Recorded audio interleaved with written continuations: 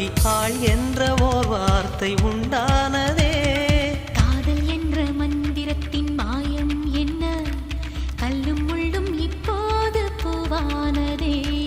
வானவில்லின் துண்டொன்று மண்ணில் வந்து யாருக்கும் சொல்லாமல் பெண்ணானதே.